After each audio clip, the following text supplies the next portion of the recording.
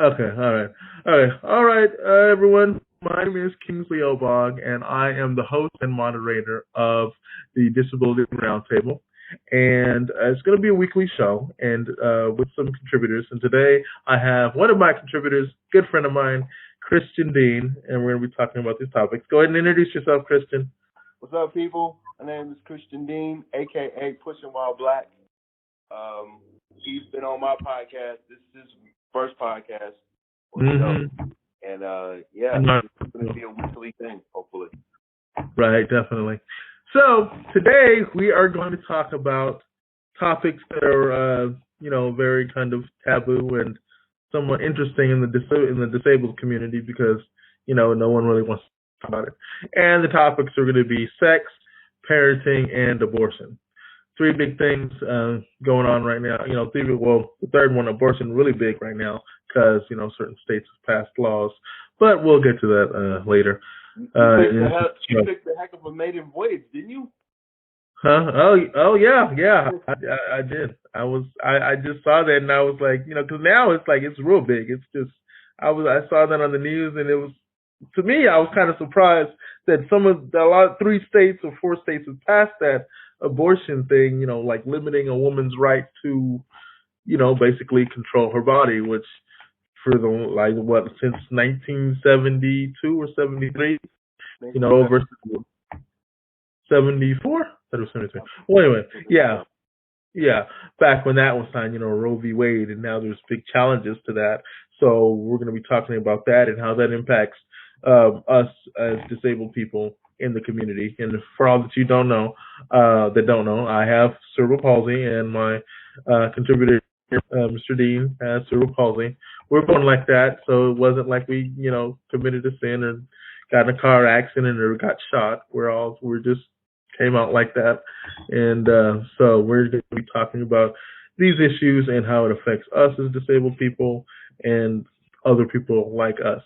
But the first topic I'm going to talk about, and my contributor here, Mr. Dean, is going to chime in, is this thing, sex, basically. I watched this video, and it was about this guy in Canada who was giving his feelings or his impressions about sex and how disabled people don't really have the opportunity to date like quote unquote able-bodied people, and it's kind of awkward for them, and which I sort of understood in that video because it's growing up with the disability cerebral palsy, and as my friend Christian can attest here, it's kind of hard trying to approach women when they, first of all, growing up don't really know how to explain it to people what you have, and being like kids, it's just kind of something weird, and it's hard to really just be confident with your ability and ability to talk to girls and go out on dates because we kind of have some limitations. So, but in this video, this guy was talking about that he was 24, I think. Yep, 24. I saw the video as well. Okay, yeah, he saw the video. So he's 24. He's like a radio host in Canada, and he said that he was doing just a little special on how he's 24 and he's still a virgin, and he's like he can't really get a girl to date or anything, and he doesn't want to die a virgin, and he's just like just kind of it just to me as a person with cerebral palsy, because he had it too, but a little bit worse a version than what I had.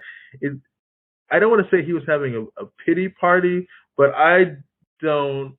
First of all, I would not go on TV and tell people that I am having trouble getting, or being with a woman. But okay, that was him, and I mean, more power to him for going on there. But I'm gonna figure it out.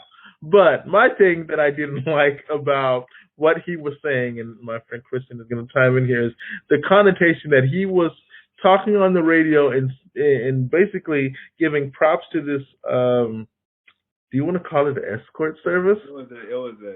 Okay. What it is was he's using.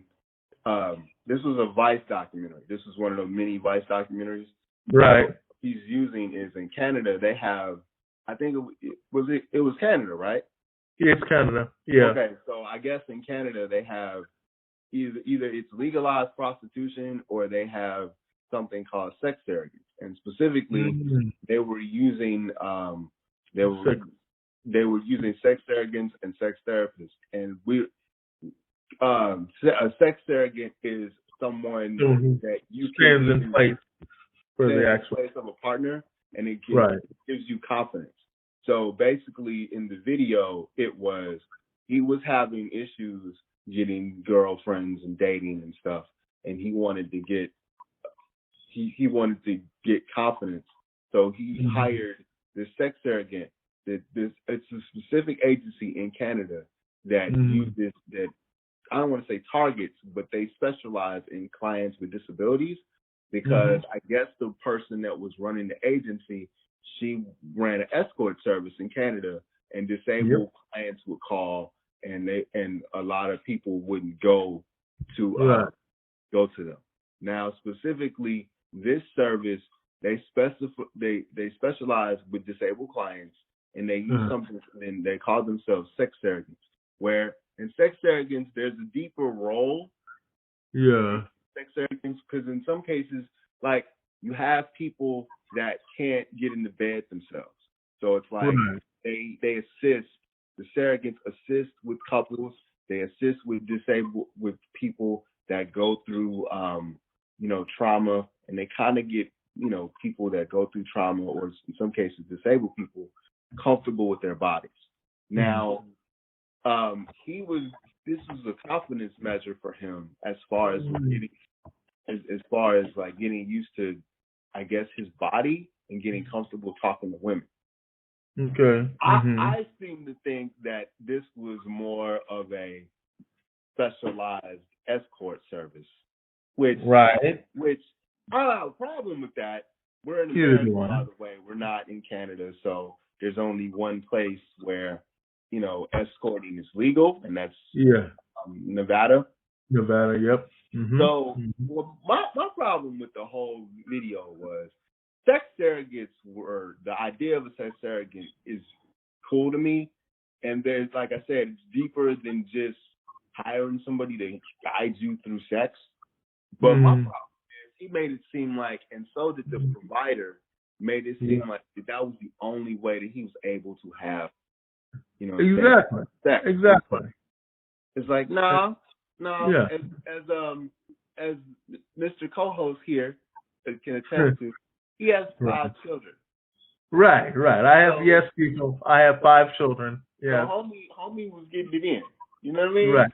Right. So And I didn't so have to that's hire why I felt nobody. like a So didn't have. I'm sorry. Go ahead. documentary was. It's like, because at the end, it's like they were saying, well, I think the provider or the person that was with him was like, well, how else are you going to get it? You're disabled. And it's Yeah. like, no, that's not how Yeah. it is, man. Yeah, and I was and to add to that, and the way that she said it was just, I thought it was demeaning personally. It was like that's the only way you're gonna get it. Like, I mean, come on, people. Yeah, I mean, the guy he's a talk show host in Canada for crying out loud. So I'm sure that he's able to, if he can talk to people on a radio show, he can talk to a female in a regular conversation. So that to me was kind of just crazy, you know. I Yeah. think I Go do ahead. get it with him because with him personally, because I understand what he's going through, because it took me a minute to get comfortable and to find a partner. But you were able to find one without somebody telling you that that's the only way you're gonna get it. But I understand his issue though, because think about it. Like he was a wheelchair user. Speaking as a man with cerebral palsy, Mm-hmm. if you're a wheelchair user, like a lot of women don't, like my personal experience is this. Like I'm 37, and Mm-hmm. when I was in high school, it was like it was like I didn't really date much, and Mm-hmm. you don't really know, like, because sometimes I know, like, I was kind of a homebody and I was real popular in school, but when it came to like dating, it was really hard for me to find people that was willing to date me. And then in college, it was kind of like the same thing. So, and then you kind of, if you stay at home and you're not really out in college like that, you don't really live in dorms, or maybe you're just socially awkward and stuff. But then a lot of times, if you're socially awkward, or if you're disabled, like a lot of women don't. It's really hard to broach your disability with people.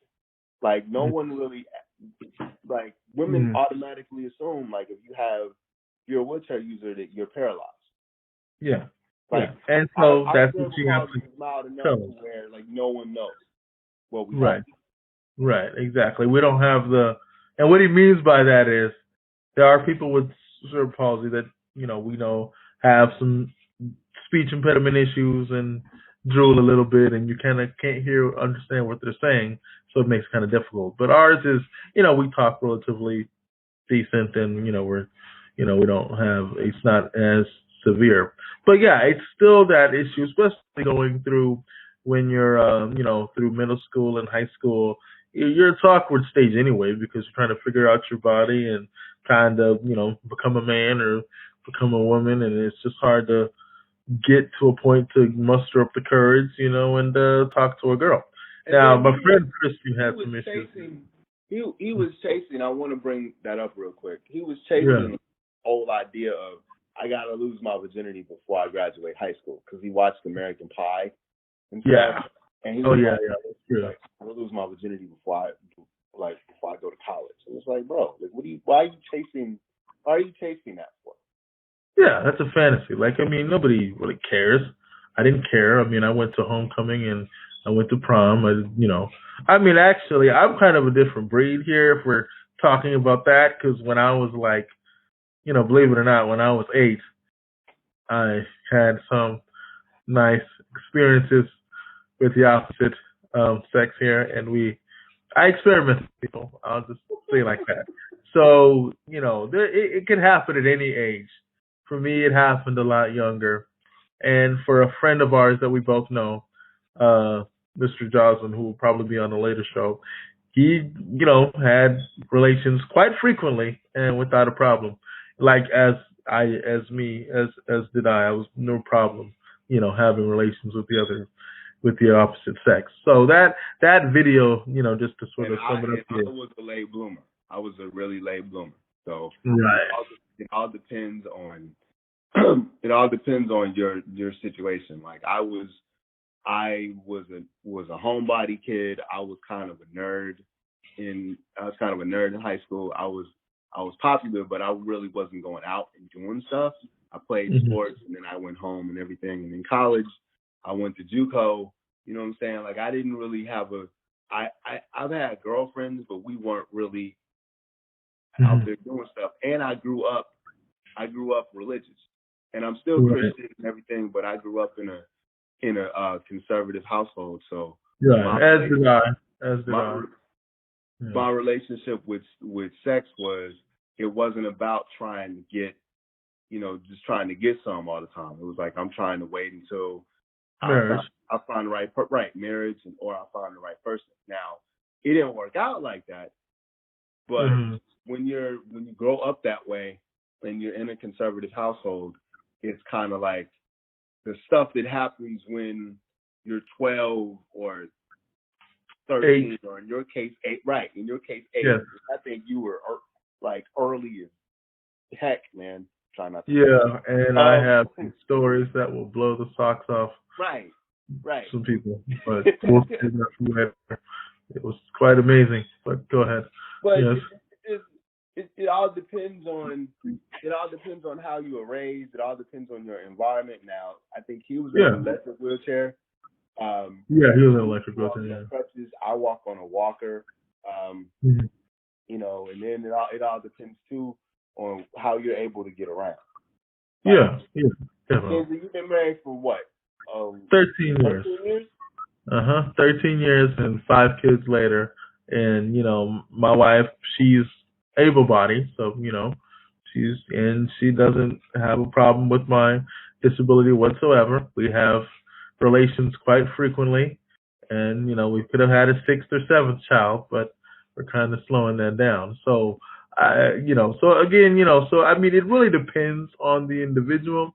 So the reason we're talking about it on the show is just to make sure we kind of clarify here that it's not we have to. The only way people with disabilities can get any is by paying for it. That's just a misnomer. It's just the individual. And again, I'm for legal prostitution. Like, I'm for that. And even though I'm conservative and I'm Christian and everything, like, if that's what you want to do, that's fine. If you want to do that, that's cool. But I don't like the fact that you're telling people that that's the only way we can do it. And I honestly think too, like, we just have to find, because I know, and I wish Jetarian was on here. We'll have her on here probably later. For men, the issue with a lot of men with disabilities is women are like, well, you don't function. They just assume that as men we don't function. So there's a lot of issues there too that wheelchair users and physically disabled people, men, have to deal with, because like women don't get the can you function question. Right. No. We get the can you function question. Can you function? Yeah, women don't get it. If the woman is halfway, if she's pretty, she doesn't have that issue. But men, it's like, does it work? But women, there's no question of whether it works or not. It's like, okay, let's go, sweetie. And then there's the pity aspect too. There's like, I feel bad for you.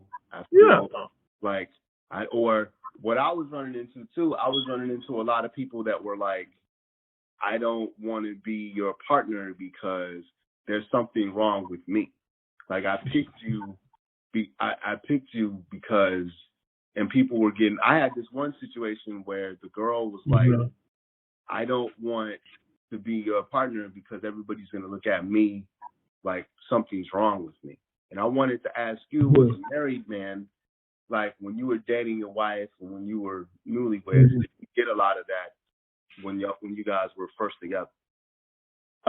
Me, I didn't feel that we did. I mean, my call, it seemed like everything was okay, but it might just be how I grew up and my culture. My parents are African, they're Nigerian, so once me and my wife got married, a lot of times we'd go out, just out and about in the store. I didn't really get the feeling like, my wife didn't feel like, she was being looked at differently or anything, and I didn't feel that.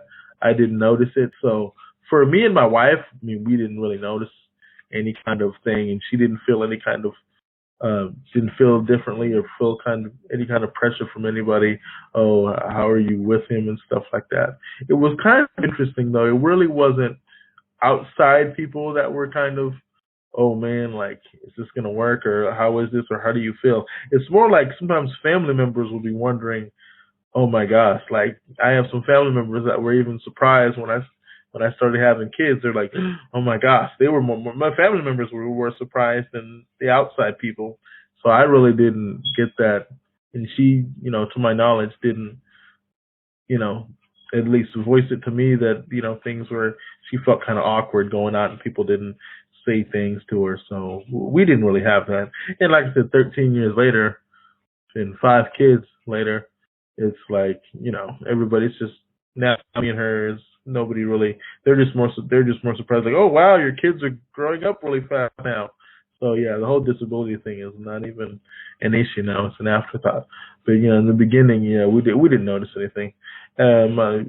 People like relatives and stuff were happy that I was married and happy to see my wife and stuff. So we didn't really experience that. But I do know that there might be some couples out there that they one of the partners is able-bodied and might have felt kind of weird or might have got some stares, from people like, how do you manage that?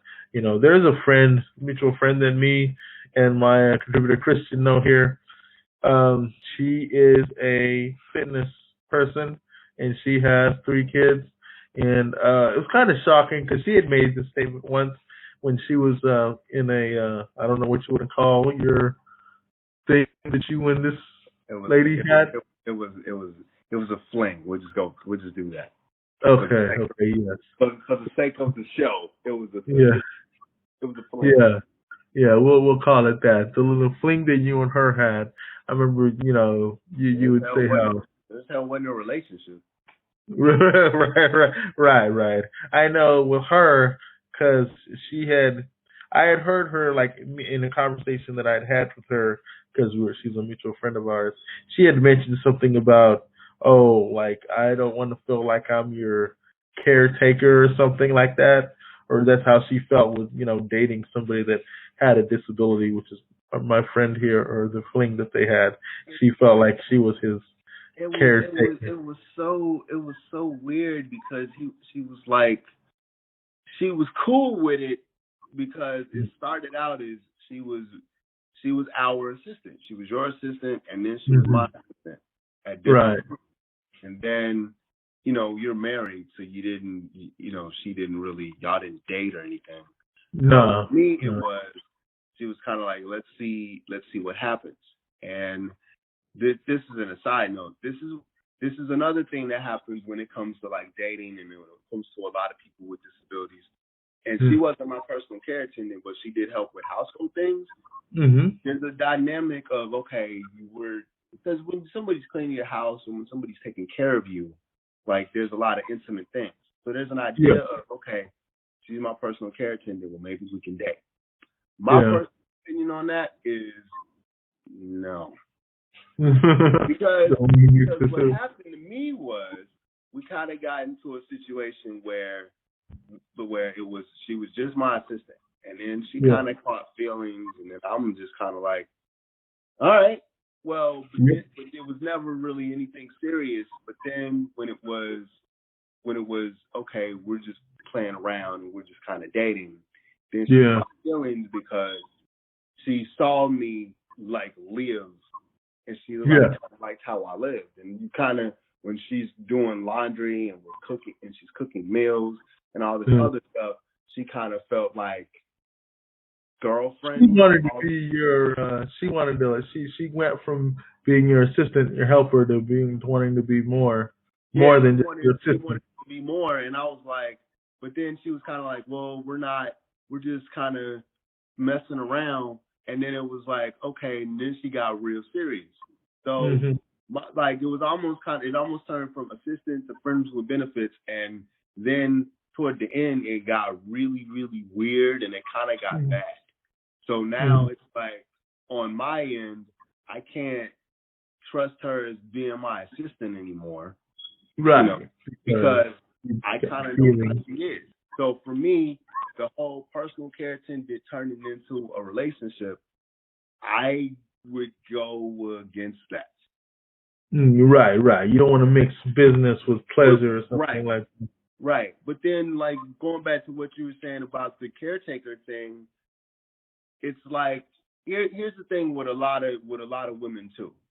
Like, a lot of women assume, and a lot of people assume, this isn't a woman and male thing, but a lot of able-bodied people assume that because you're disabled, that if we're partners, they're going to have to take care of us. Right. That's not true. Like, you're not going to have to bathe me. You're not going to have to put on my clothes. No, I'm pretty much, I'm pretty capable of doing it yourself. Yeah, you're capable of doing that. Yeah. Now, I mean, if they choose to do that, but it's not something that's going to need to be done on a daily basis. I'm a wheelchair user. There's some, like, you're probably going to be better than me cleaning. And when we go out, because I don't drive, you're going to have to learn how to break the wheelchair down because you're probably going to be quicker than me. But no, you're not going to be wiping my behind when I go to the restroom. Yeah.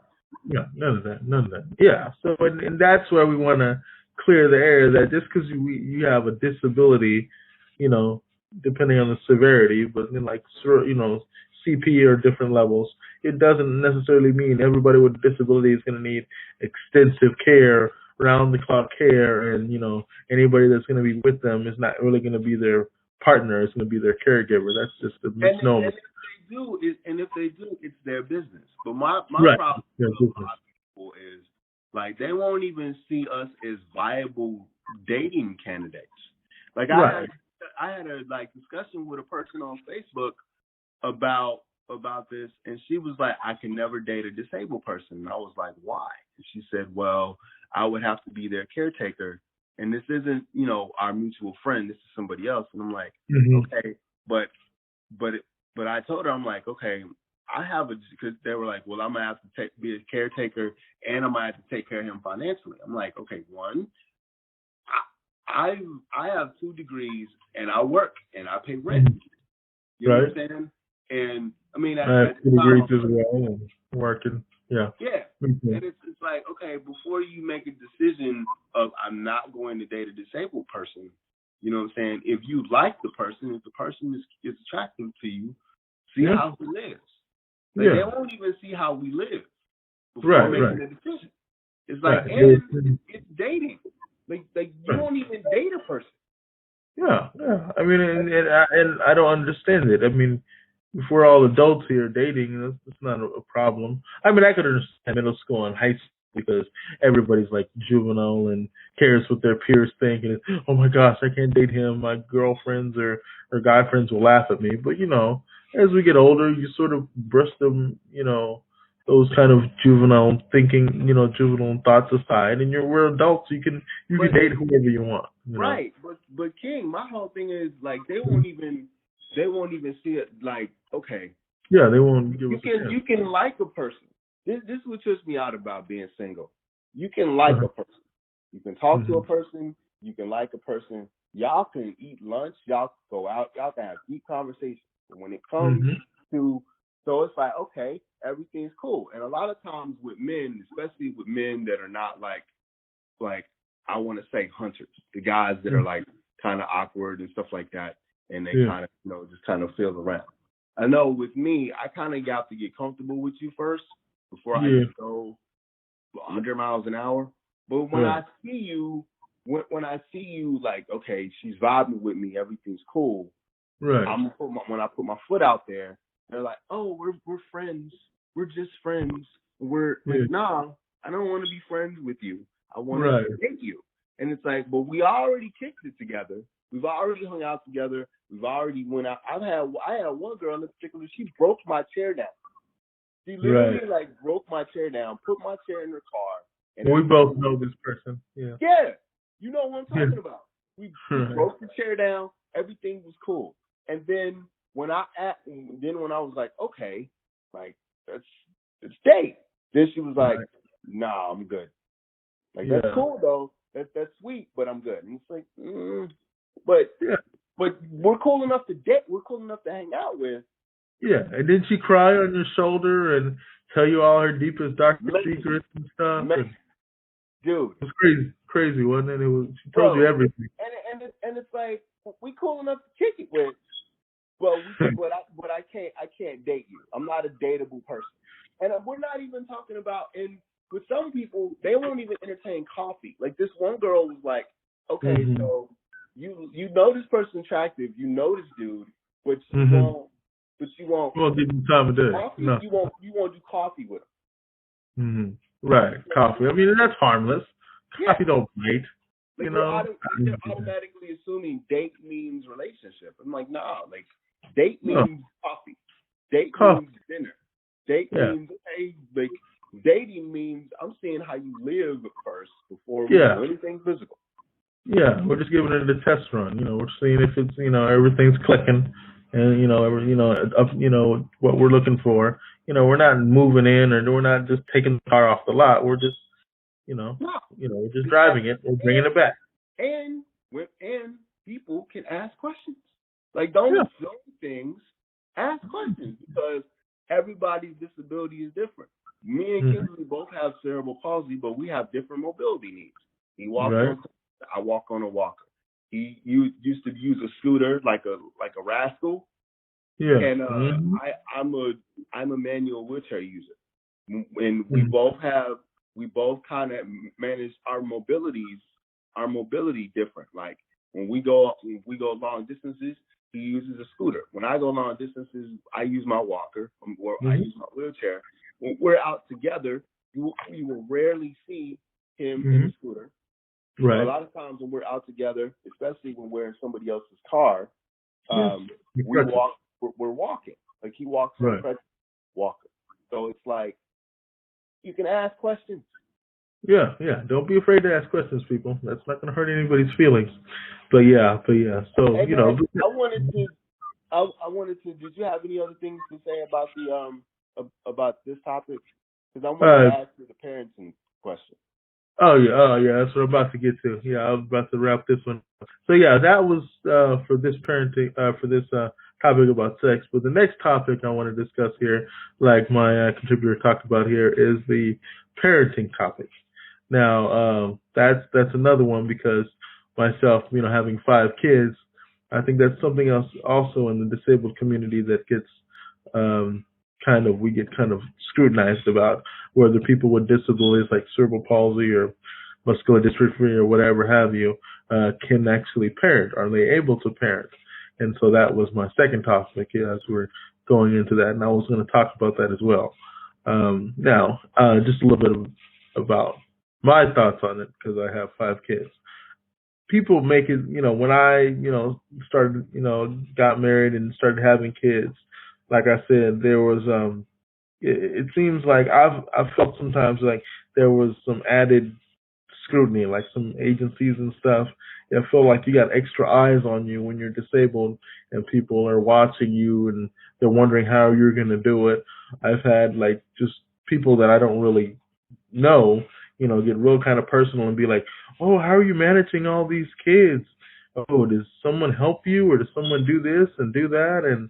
And I was like, so parenting is like being disabled. It does have its challenges, but again, it's like with the other topic that we just finished discussing, it can be done. And just because you have a disability doesn't mean that you're not able to be a good parent, like, quote unquote, able-bodied people.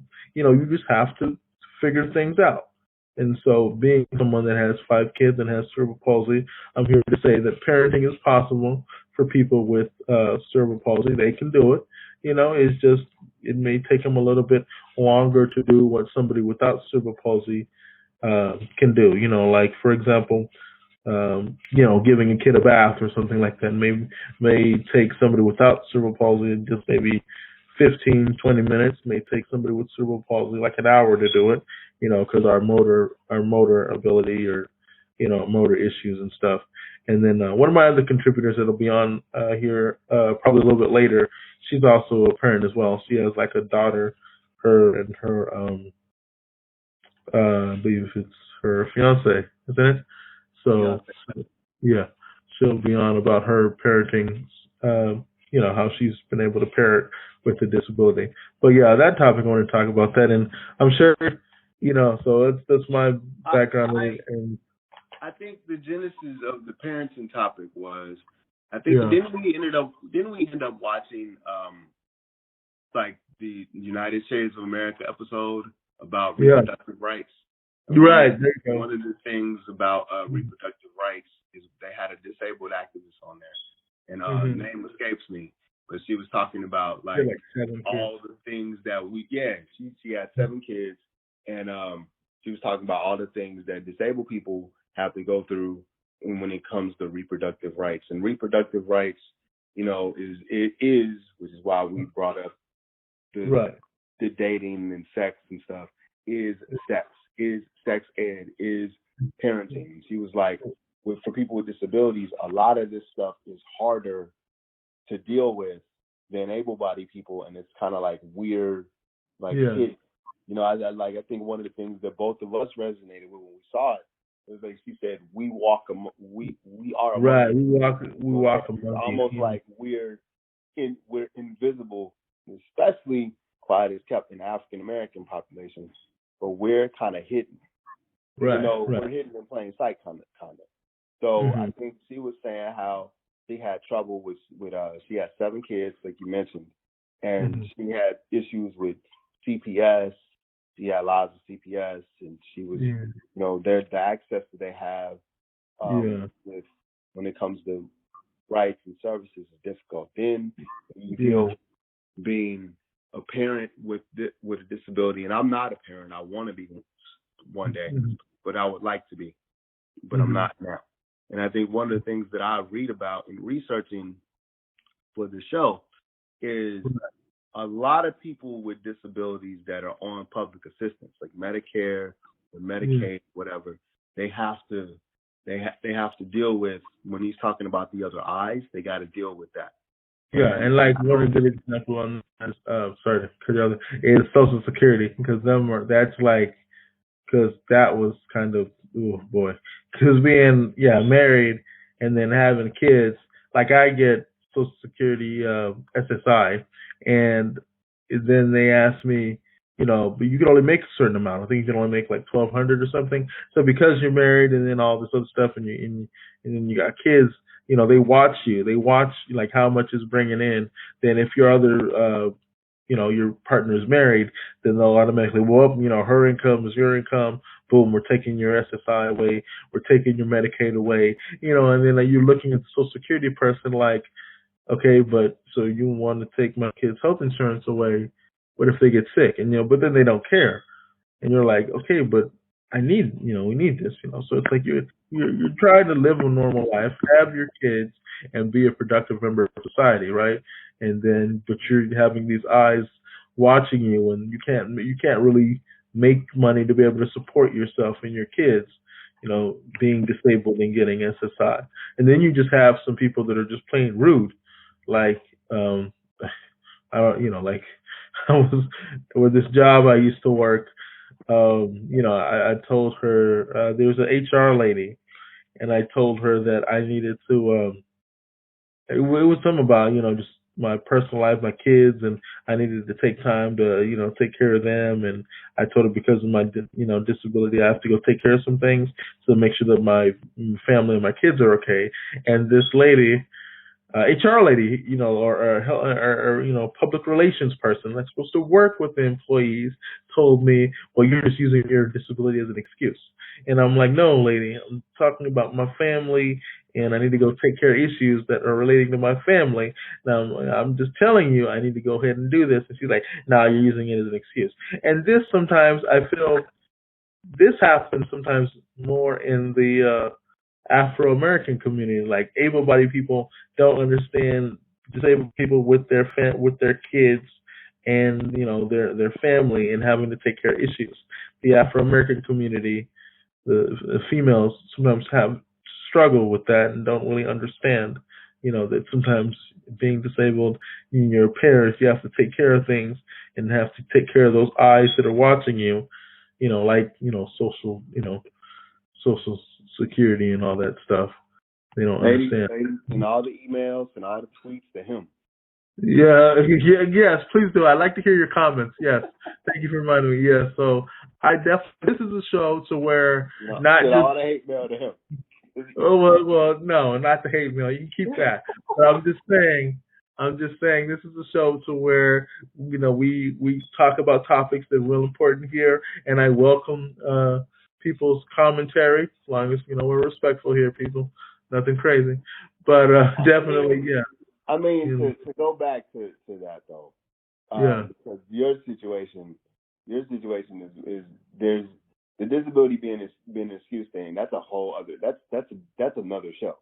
But what you're talking about with Social Security and like being on public assistance, the problem that a lot of people are having is that we talk about marriage equality for certain communities, but there's no marriage equality for us. Mm-hmm. Like, right. You can't reach your full potential as a household. You know what I'm saying? You can't reach your full potential as a household because you have work requirements or you have asset requirements to get Social Security. And it's not like you don't need Social Security. Because another aside real quick, a lot of times people think that disabled people are like they're lazy and they sit around and they get checks. And it's like that's again another show. But we're not. You can't live off Social Security. No. You can't. Yeah, And survival. SSI, you can't live off SSI. So No. we'll do an employment show later. Oh, But yes, that's coming. there's, So, but no, there's certain things that there are times that you need the assistance. Like you got 5 kids, man, and the job right. the job that you was on doesn't have health insurance. Right. So you need the health insurance. Mm-hmm. Like Mm-hmm. I Yeah. had to stop working because of health insurance. And when Right. you have people with disabilities or people that are about to retire, you know, when you're reading articles about how people with disabilities can't get married because of assets, Right. that's a problem. Like we want to talk about marriage equality, but do we really have marriage equality in this country? Right. For the No. working class or the lower class disabled person? Yeah, Mhm. we have friends that work in certain industries where it doesn't affect them. Like, you Right. know, I used to work for the federal government, so did you. We have Yeah. another friend that works for the federal government. We're all disabled. I never thought about the marriage equality thing because I had insurance. Now we're out here in the private sector. Some of these jobs are service industry jobs, and they don't offer health insurance because, you know, reasons. Like we have to worry about being on health insurance. And then a Yeah. lot of times, like I'm on SSDI now Right. because I worked and I had to have a medical procedure. So Right. there are things that I have to deal with because of health insurance that a lot of people that don't really have to deal with anymore. So I think like for marriage equality for a lot of disabled people isn't Yeah. there. Yeah, it's not really there. It's not really equal. It's supposed to be equal, but it's not. You know, and as a parent, it should be, because when you get married, you know, you take your vows in front of the good Lord, and it's, you know, and as a married person with a disability and married to my wife for 13 wonderful years, you know, it's give and take. You know, you have to, you know, there's a lot of back and forth, give and take, and have to be able to work with each other, not only in the marriage to make it work, but yeah, outside of the marriage. These agencies make it hard for that couple to function and raise their children, because again, it's the eyes that are on you. It's these you know, hidden requirements that don't allow the couple as a unit to reach their full potential, because you know, you can only, like I said, with Social Security, for example, you can only make so much money. With Health and Human Services, they want to dip their hands in your whole pocket and know exactly what you're bringing in, what you're bringing in, what's going out, this and that, you know, and then it's like, man, The resource limit is $2,000. yeah, there you go, $2,000. Now, come on, people, this is Like you can't have 2019. more than $2,000 in your bank account if you're on SSI. Yeah, and I mean, really, I mean, come on, people. Like a damn house note is about $2,000 now. I mean, you need more than that to function. If they don't want you to have that in your bank, so I guess they want you, I don't know, keep it under your mattress or something. But you got to have more than that to function as a family and parent your kids. Make sure they have the clothes they need, the food in their mouth, and all that good stuff. But again, because you're disabled and you're a parent, you can get SSI or SSDI, but there are limits to that, and you can't really function, you know, to your fullest potential because you're not. And then another thing, with, you know, which is going to be another show, but it's, you're a parent again, and you know, you have these kids, and you want to provide the best for them. You're trying to find a job that's going to allow you to bring home a decent amount of money, and the only jobs that me and my contributor here can seem to land are what? Call center. Call center Call retail, center bro. jobs. Yeah, and I'm like, call center and retail, and I'm like, I don't know, but I think I have 2 degrees here, and my friend has 2 degrees, and I'm just thinking, but not only us, but just the disabled population as a whole, we can do more than just call center work. But people, because of their negative stereotypes of people with cerebral palsy, you know, spinal bit, whatever, you name it, they don't want to give us the opportunity. We're automatically pigeonholed into customer service or retail jobs. Now that may be fine for some. I mean, I'm not knocking it. I'm just saying, when you have a degree here, people, you you want to use it, because you done spent like 20,000, 30,000, some people 60,000, getting up there. So, I mean, you need the opportunity. And that, again, employment and disability will be another show. There'll be topics that I will probably I will hammer on for hours and hours because something needs to be done about it. It just gets on my nerves. And employment is one of them. Those are one of the things that I just think we are a valuable resource to the employment community, and we're just not getting our fair share. But that's Hey so man, anyway. as a as a father of 5 kids, 4 boys, Uh-huh. like Yeah. you mentioned that as far as marriage and stuff, there was really no big issue Uh-huh. with people saying anything. But as far as like your kids, as far as going to school and everything, did you run Mm-hmm. into any accessibility issues when it came to like? Because I know Kidding. isn't one of your sons? I Don't you see. got a Yeah. couple athletes in your family? Like everything, as far Yeah. as making sure they were going places and Yeah. being an active parent. Like, was there Uh-huh. anything going on with that? Yeah, yeah, like getting to some of their games sometimes, trying to maneuver around the bleachers and stuff, and it was kind of hard sometimes, but I figured it out. But yeah, being a parent and going to games and stuff was kind of hard. And then sometimes one of my other sons, he would play football outside, and we didn't have nowhere to sit, so we'd sit on the grass and stuff, and that would be kind of hard. And so, but it's maneuvering, it's, things you have to deal with. But yeah, I did have some, like, as far as accessibility issues, getting around as a parent, going to their games.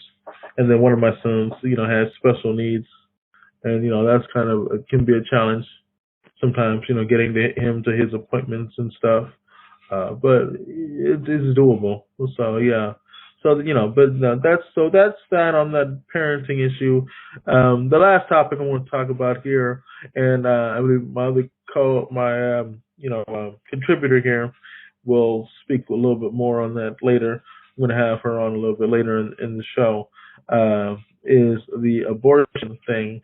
Now, I wanted to talk about abortion, and I guess probably a female would be more apt.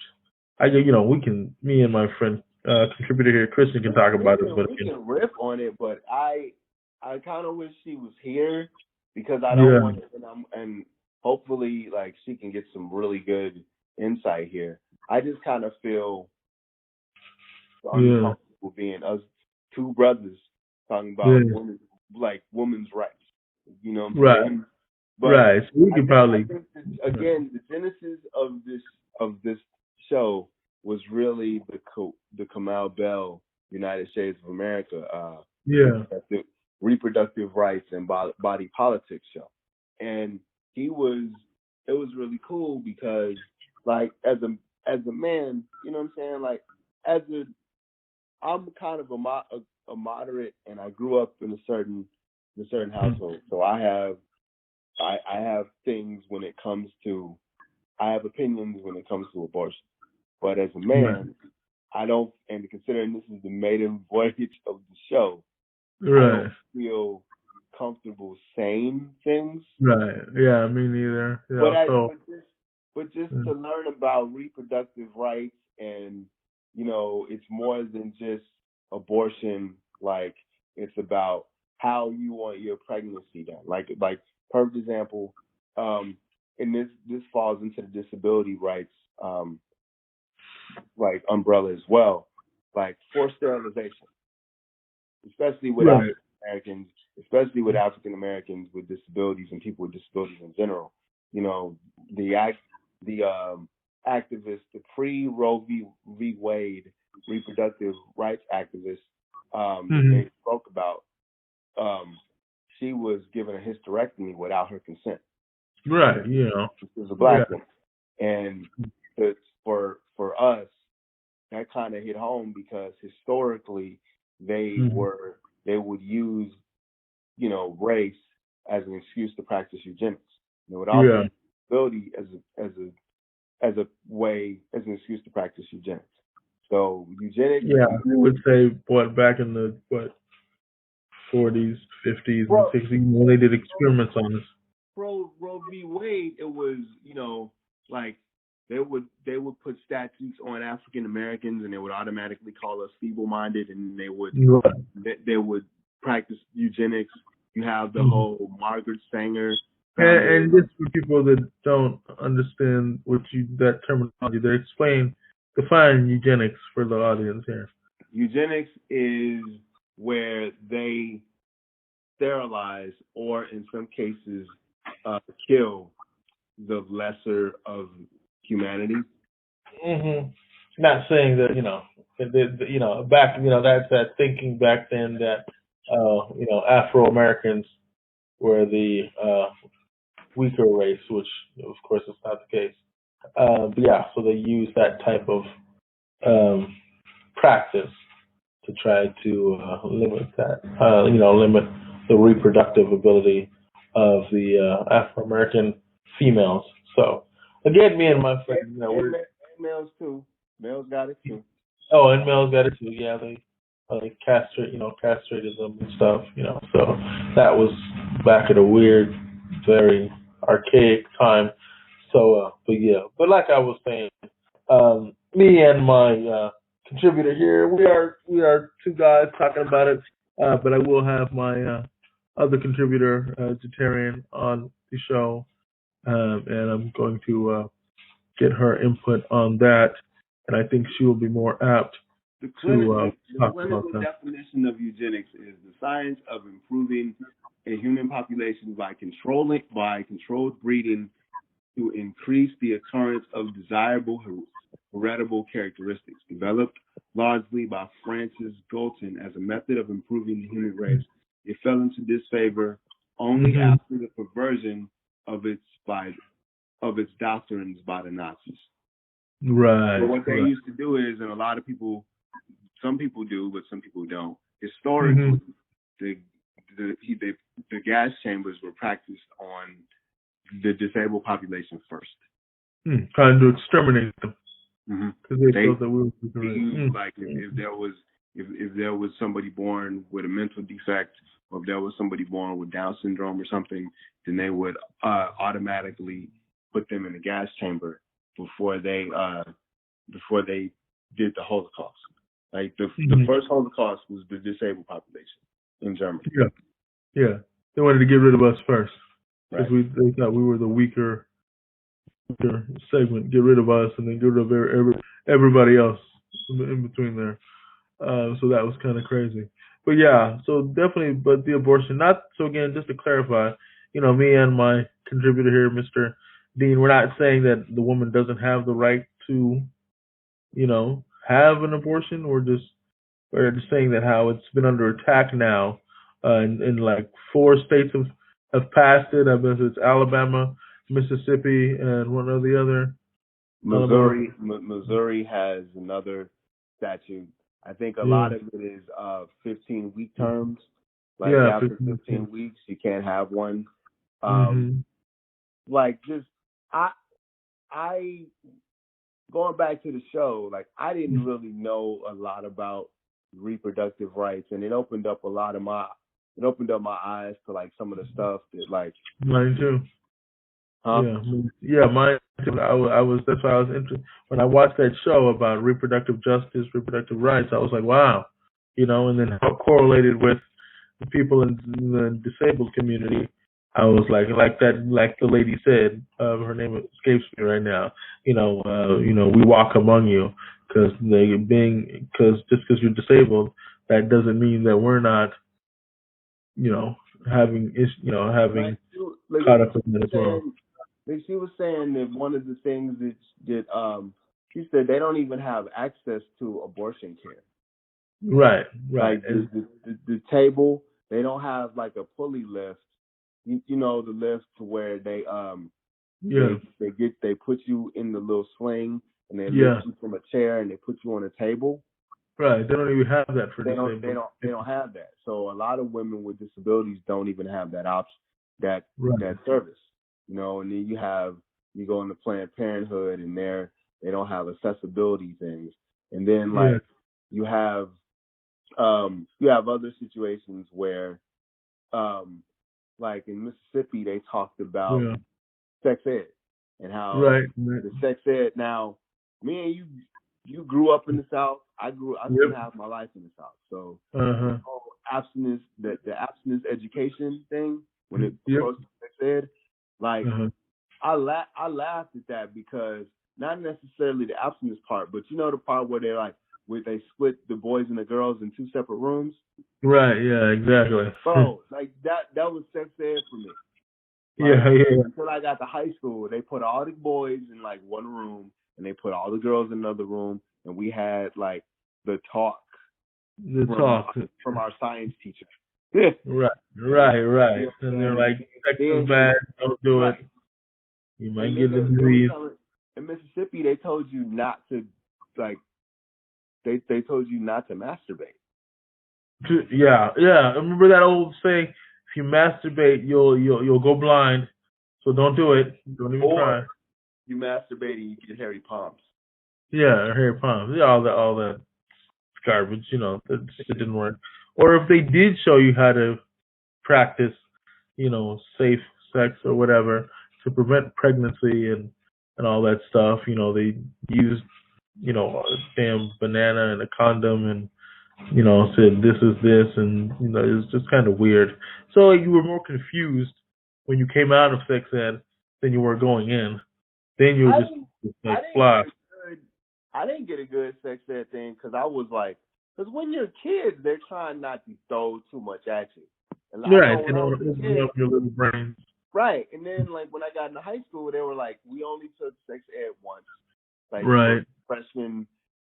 for freshman health class, and that was the one where they didn't separate us. It was kind of like we were all in the Hmm. room, whatever, and we read it out of a book. But like Hmm. when we were kids, I remember Hmm. that. I don't remember the baby thing where it's like you get an egg and Yeah. you raise the egg or you raise like a thing of flour or whatnot. I don't remember that. But yeah, man, Mhm. like that was crazy. I do think though that it's not that because they always want to talk about abstinence Yeah. education not working. I don't think Right. it doesn't work. I just think that like in order for you to be successful at it, you kind of have to not be Yeah. around women. Which it's hard not. You're going to see women everywhere, especially now because women are just more in the workplace. They're really, they're CEOs, they're managers, they're supervisors. So it's kind of hard not to be around. That whole abstinence thing, just not be around women doesn't really work very well. Because like I said, they're everywhere, and they're in the workplace, managers, supervisors, CEOs. So that doesn't work. It's not working. That doesn't work. It's more like I'm thinking. In order for the you know, reproductive what am I looking for?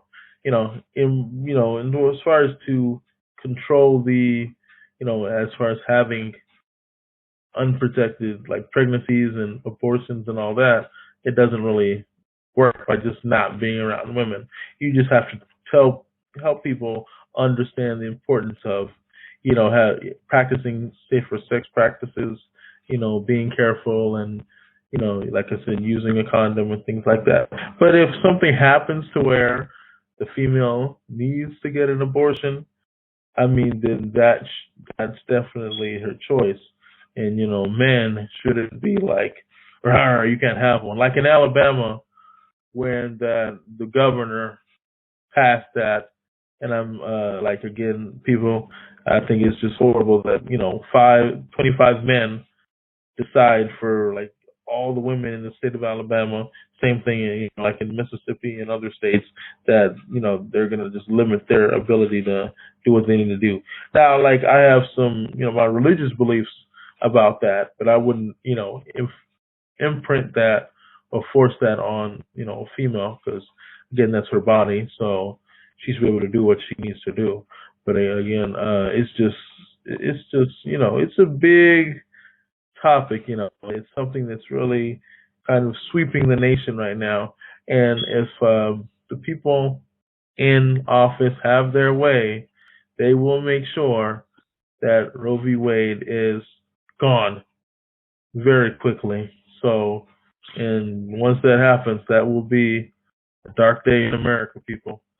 So, if you want to voice your opinion about that, and we both have similar, because of religious beliefs, we both have similar stances on a couple things. But at the end of the day, man, you don't want to go back to doing backroom.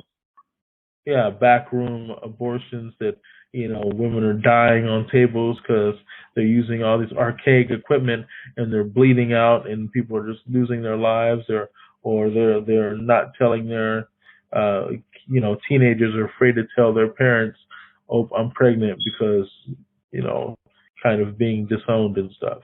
We don't want to go back to the archaic time, people. So I'm just saying here. So ladies, people, if you really feel that, you don't want your rights to be taken away, then definitely, after listening to this show, you need to go ahead and comment, and I'm going to give you my email and all that stuff, but definitely write your senators. Do your Twitter. Yeah. Oh, yeah. My Twitter, which at the end, just don't forget your Twitter. Okay. Yeah. Definitely need the Twitter game. Yeah, definitely need your support, people.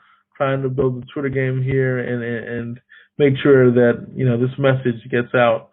And so I'll definitely give you my email and my Twitter thing here. So but yeah, so that was basically the topics we wanted to discuss for this week's show. Again, this will be a weekly show, and you can definitely go ahead and tell them, Christian, like I like to do too. I like to give my contributors here a little few seconds to talk about what they do, because we're all activists in our own right, and we all have our own little things that we do. And what exactly do you do? Yeah, right.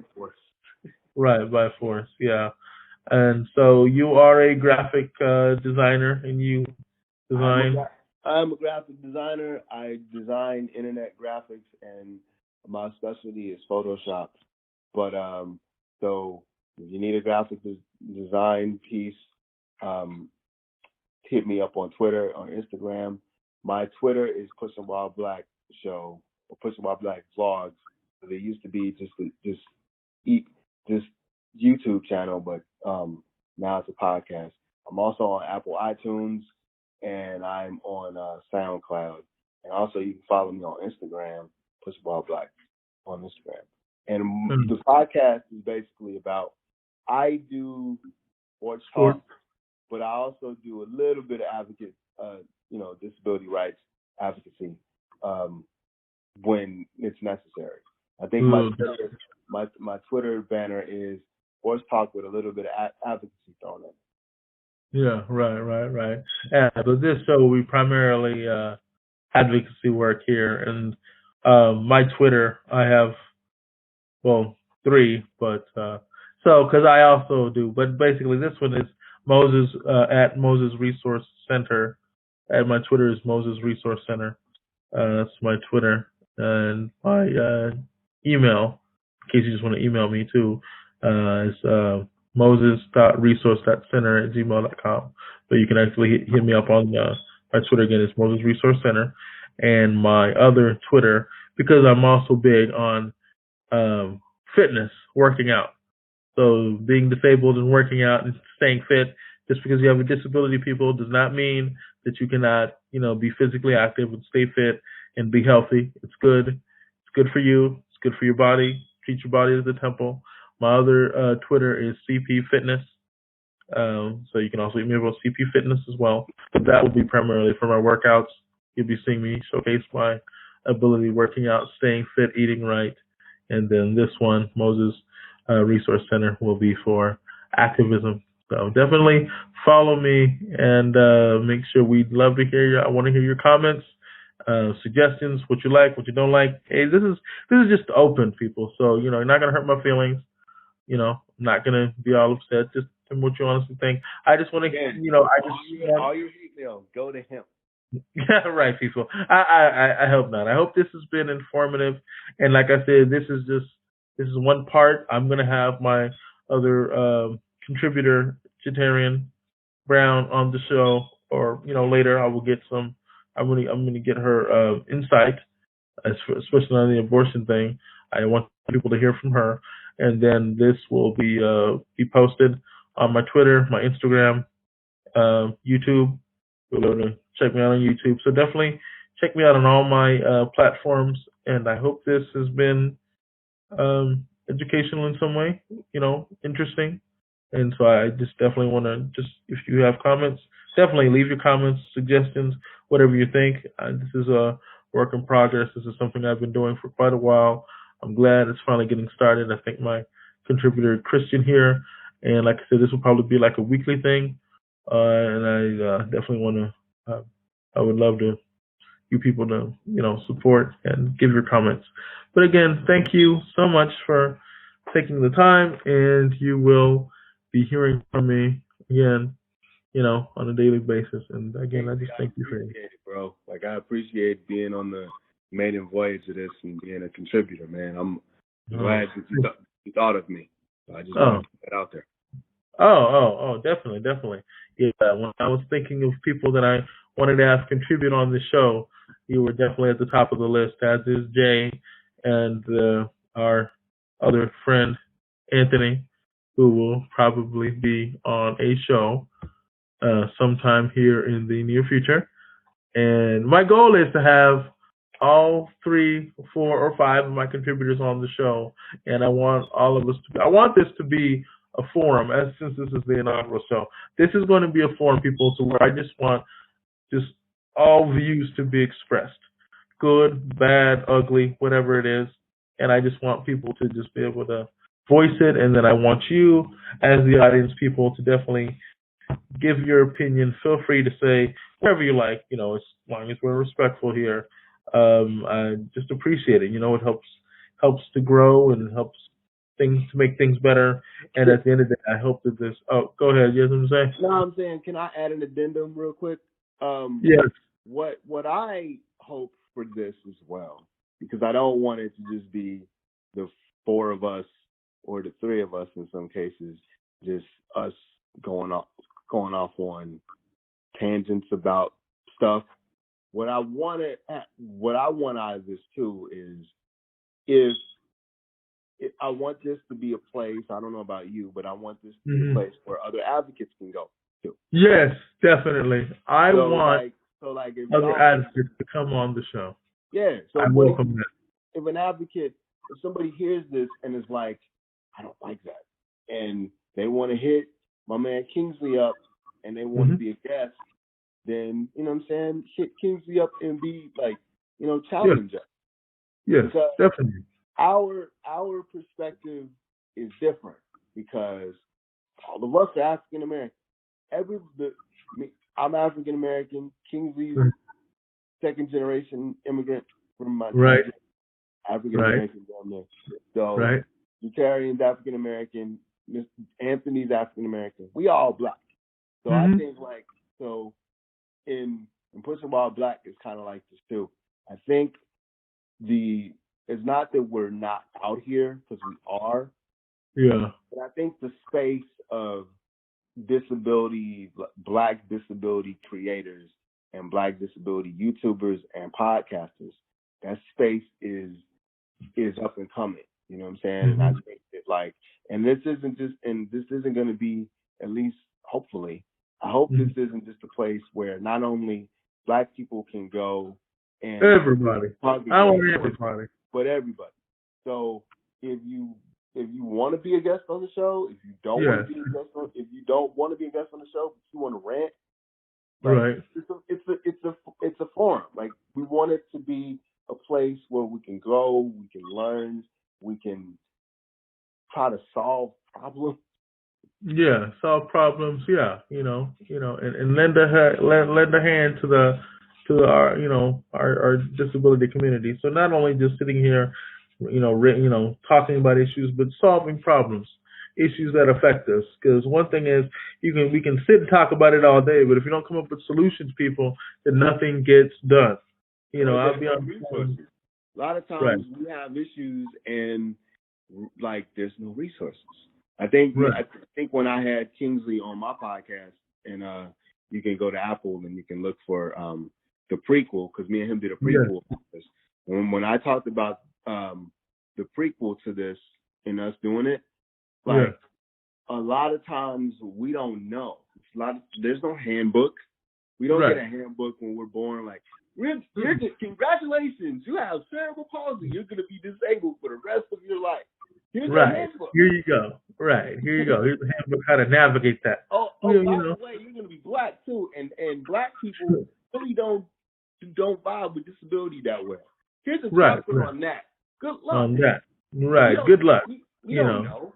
So what No. I want this to be is, I want this to be, as a contributor, I want Yeah. this to be a place where, everybody can have a chance to say their piece. You know what I'm Right. saying? So, and Right. we can have a situation where if we need help, if somebody's like listening to this, and when we get more advocates here, hey man, Right.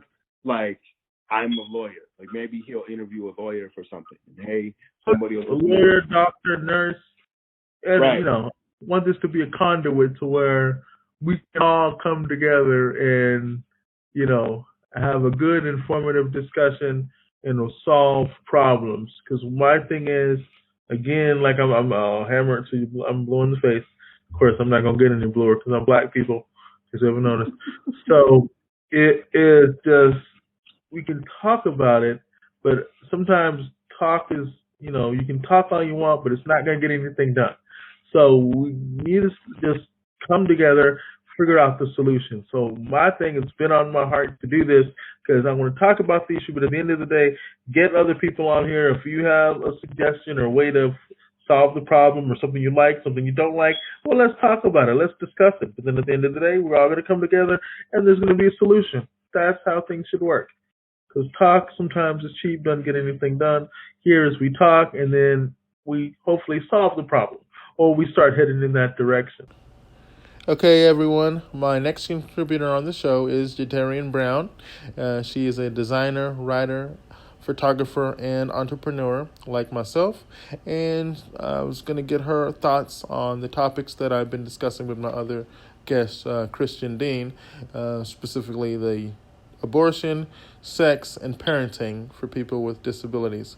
So, Jatarian, first question I wanted to ask you, lately in the news, it's been abortion has been a big thing because some states have passed some laws, controversial laws, really big ones. Alabama has passed a law saying that abortion is banned after 8 weeks.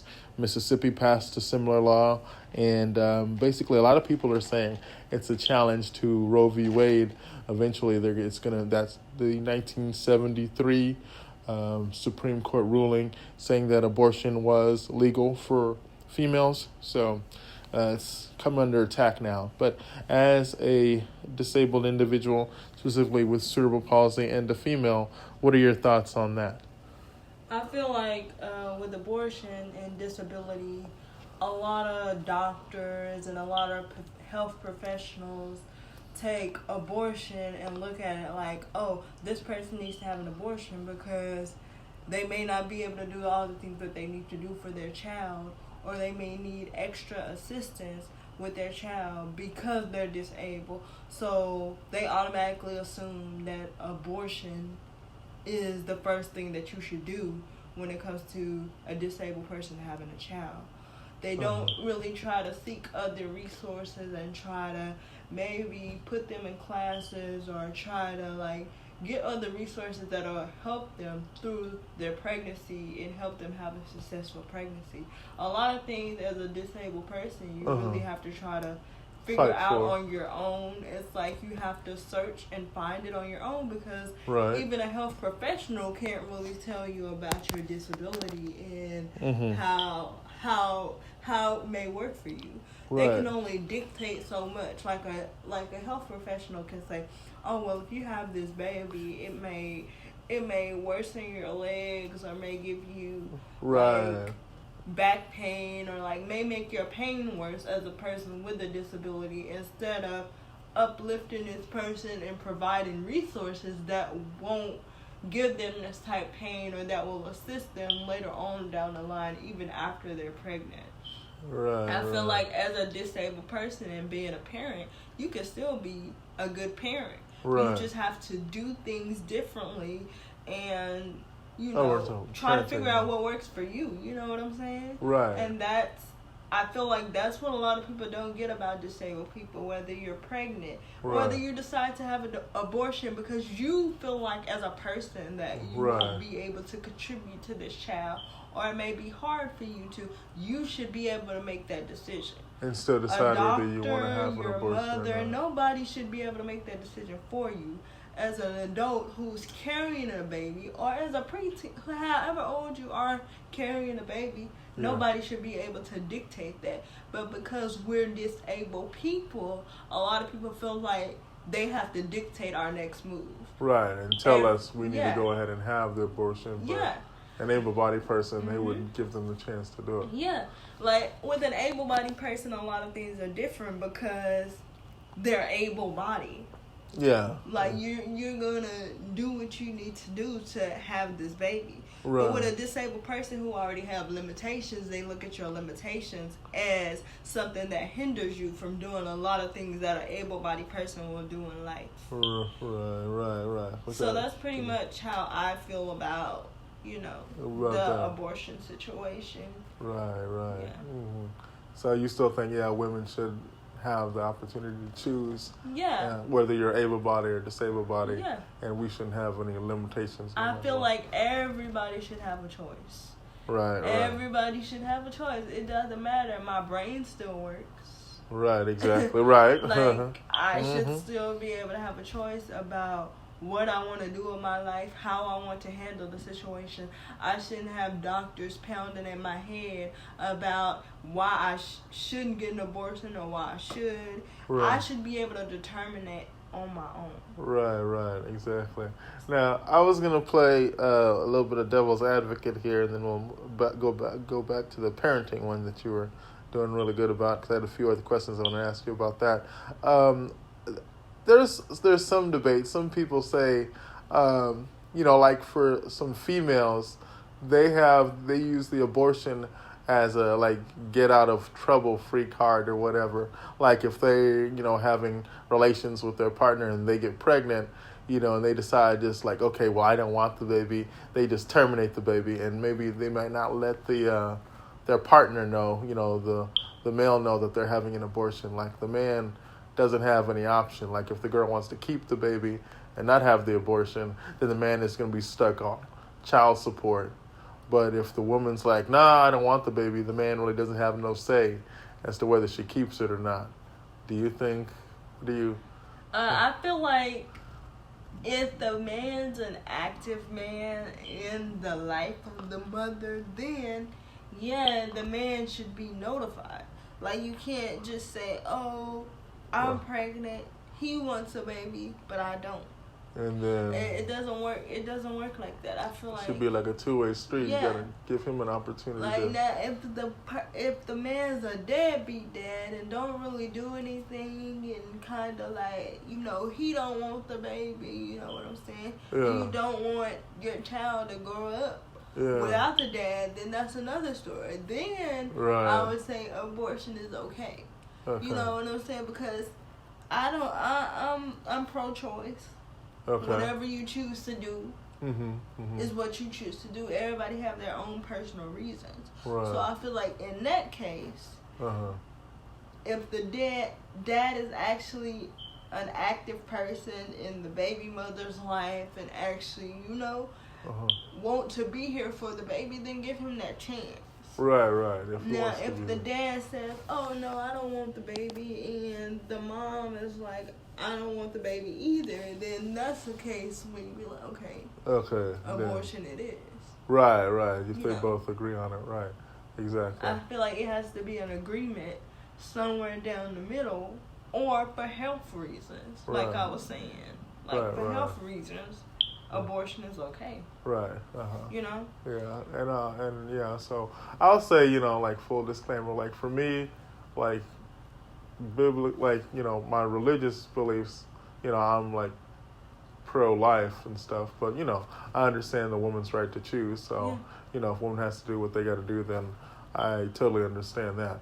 So yeah, definitely. So thank you on that. So back to that the parenting that we were talking about. With parenting, I wanted to ask a question. So do you feel as a parent, when you're disabled, do you think that like society and all these programs like like Social Security, if you're on SSI or SSDI, or you get all the things like that, do you think there's extra scrutiny placed on us as disabled people when you're trying to parent your child, like you have extra eyes looking at you, and if you try to get married and they're looking at you like, oh, you're married and this and that? Definitely, because me being a disabled person, having a child and being engaged, I feel like there's a lot of scrutiny with me, because people look down on me. Like some people be like, oh, they ask my fiance, oh, is that your daughter? Or they ask my daughter, is that your sister? Like they don't even take the time to think of me as a parent or as somebody that's old enough to be a parent. Like people be like, oh, well, you don't look like you old enough to be a parent, or you don't look like you old enough to be engaged. Right. But that's because they assume that all disabled people are either alone, living with their mother, or doing something of that sort. And no backlash towards anybody who is.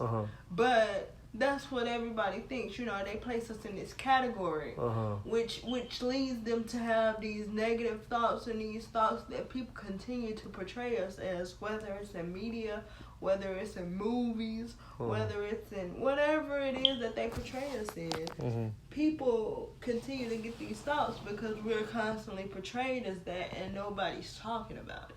Right. So I feel like with that, we get a lot of discrimination towards us. We get a lot of pushback from a lot of things. Like, if I was to go to my daughter's school and pick her up, they would probably question me like, are you old enough to pick her up? Right, like, something like that. Do you need help? Right. And, like, people automatically assume that we need help as people. Yeah. Everybody with a disability isn't helpless. Like, give me the opportunity to ask you for help. Right, before exactly. Before you automatically assume that I need help. Right. It's just one of those things to where I feel like there's a lot of stigmas around about parenting, being disabled, and so forth. Right. That everybody continue to portray us in that way. Yeah, as well as less than, like, we can't handle it.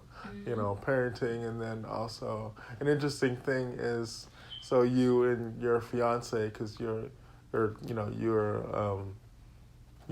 a lesbian relationship, right? So that's kind of a little different too. So that's you're in a lesbian relationship. So not only being disabled, but being in a lesbian relationship and then having a daughter, that's probably extra scrutiny on you too. And people look at y'all sideways. But I've known you for several years, and you're strong, and you got your own mind, and you're independent. So I mean, I see you and your fiance and y'all's relationship, and y'all are really good taking care of your daughter and everything. So that's like extra scrutiny on y'all. But so whether you're disabled in a heterosexual relationship or disabled in a lesbian relationship, we should all be able to have the we shouldn't have extra eyes on us. Because one thing that's interesting, and I've also had it, being disabled with cerebral palsy, because we both have cerebral palsy. I have it, you have cerebral palsy, and our other guest, Christian, he has cerebral palsy too, and we're all Afro-American here. Is when you have SSI or SSDI, you can't, when you're married with that, they sort of look at that and they limit the how much, like if you have too much income coming in and you're married, then you lose your SSI or SSDI. Yeah. And sometimes your SSI is tied to your Medicaid, and then that'll like disappear and you can't have it. So that recently happened to me. Oh, really? Because I no longer receive health care, I don't receive SSDI, I don't receive anything like that anymore. And that's because you're, because of my income. And it's just like you and your fiance's income is too high. Yeah. Yeah, and I think that needs to be changed. The crazy part is she's not even on my income. It's just me. Oh. So they say that I make too much as a person, as an individual. As an individual. So when y'all combine your income, then forget it. Even more. Yeah, then forget it. And so me and my wife have to play this, game here to where we can sort of manage just enough coming in, but not too much. Yeah. Otherwise, my kids. I got 5 kids, and I got cerebral palsy, and I don't want them to lose their insurance because I'm making too much money. So it's always a delicate balancing act. Okay, and so thank you for that. And so moving on to our third topic here, last topic is sex and disability. So as a female, I wanted to get your thoughts on that.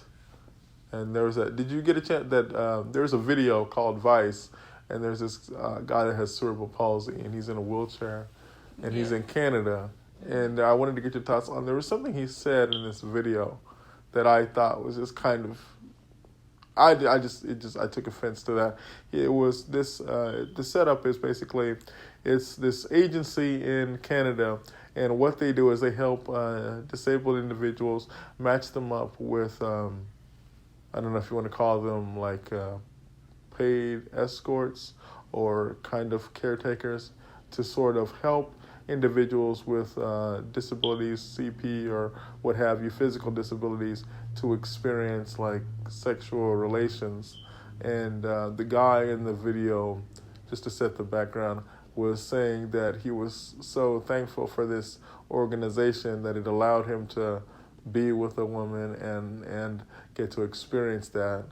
And what are your thoughts about that? Do you think people that are disabled, the only way that they're going to have relations is to have to go pay for it through an agency or otherwise? Not necessarily, because I've never had to pay for it outside of my relationships. Oh, right.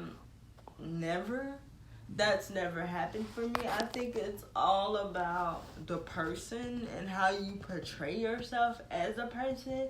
Because if you constantly portray yourself as this person with a disability who will never be in a relationship, who can never get sex, and all the stuff, you just have those insecurities inside, then maybe you'll go pay for it because you feel like there is nobody here for you to do that.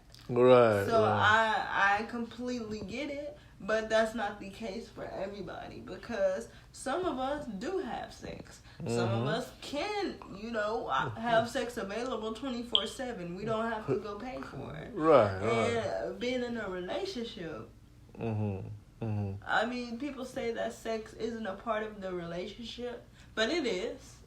Yeah. You have to please your partner. It doesn't matter to what extent you don't want to do it. It has to be done. Right. So that's part of a healthy relationship. It should be. That's a part of it. Right. You have to do it. Right, exactly. Whether you have to find different ways to do it or accommodate you guys to make it happen. Right. I recently did a blog about disability and sex. Okay. And basically the blog was about basically providing tips to those with cerebral palsy who have limitations within their legs or arms, and how you can make sex accessible for you and your partner. Right. That's basically what the blog was over. Right. I went into detail a little bit. At the end, I will refer to my blog. and give you guys the link if you want to read it. But right, definitely. The blog basically referred to that and how you can accommodate your partner as well as accommodate yourself during these times for sex purposes. So right, yeah. I completely get the part where some people pay, and I completely get the part where some people don't, because I'm just not gonna pay for it. No. Right. So we're not, So we're not saying that. I mean, for some people, if you feel the need that you have to pay for it, then that's fine. But what I didn't like, and that's why I wanted to get your input on it as well, just like I got Christian's input on it, was for not all disabled people need to. That's their only option. And one thing I didn't like about the video, the video was that connotation that it was giving the idea that, that's the only option. And then even one of the workers, ladies in the video, he'd even made the comment that how else are you going to have an opportunity to be with a woman, which is totally false. So I didn't like that idea.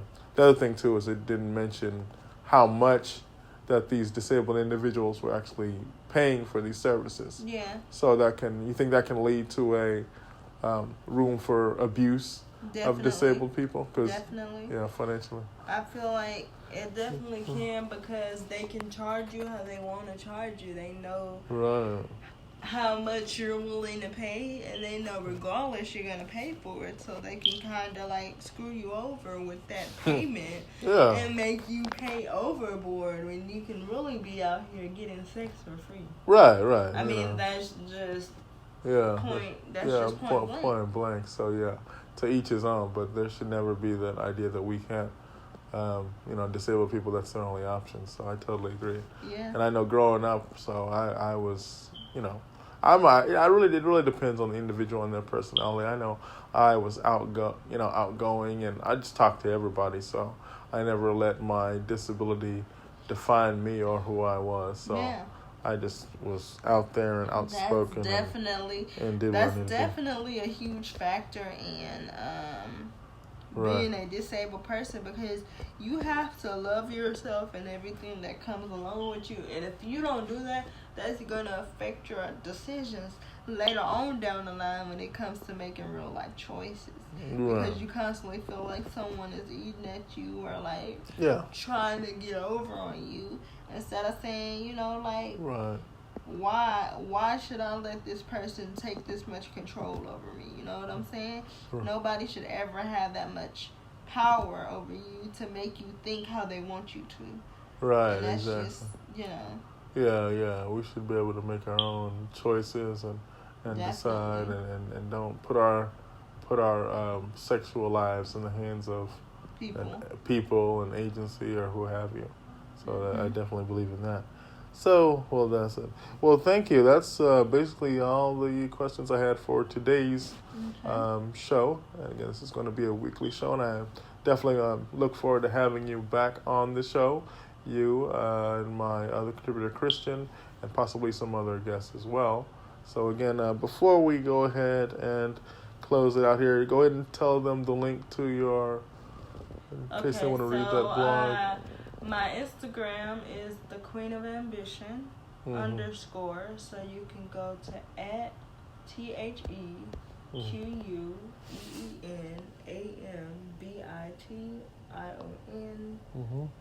and that's my Instagram page. And my blog. To read that article, because I feel it'll definitely be helpful to people. So I'm just gonna give the link to my blog just because it's you can find all of my blog posts there, and I mainly talk about cerebral palsy, about how I do different things with cerebral palsy. Yes. So my blog link is the Queen of Ambition, just like my Instagram, but it's 246684337.com. So if you just go on Google and type in the Queen of Ambition, it will pop up. Cool. You can see like all of my blogs and everything that I've done with it so far. Right. I even do guest posts, so if any of you guys are interested in being a guest post for my blog, definitely. Please let me know. Yeah, definitely, because she will be a weekly contributor on my show, and and definitely I want you to check out her work. So I hope that, just again, I'm welcome to comments. You can email me, moses.resource.center@gmail.com. You can tweet me. You can send me. I'll be on YouTube. I'll be everywhere. Eventually, I'll be on podcast too. I just give your opinion and want to come on the show. Let me know anytime. We talk about issues. I think it's wonderful. Debate is good. So again, thank you, Christian. And I am your moderator. Yeah, you're welcome. I am your moderator again and host of the Disability Roundtable, which again will be a weekly thing. Kingsley Obong, and we will be seeing you again. Peace and love, people. All right, you take care. Be safe. Be healthy. All right, later.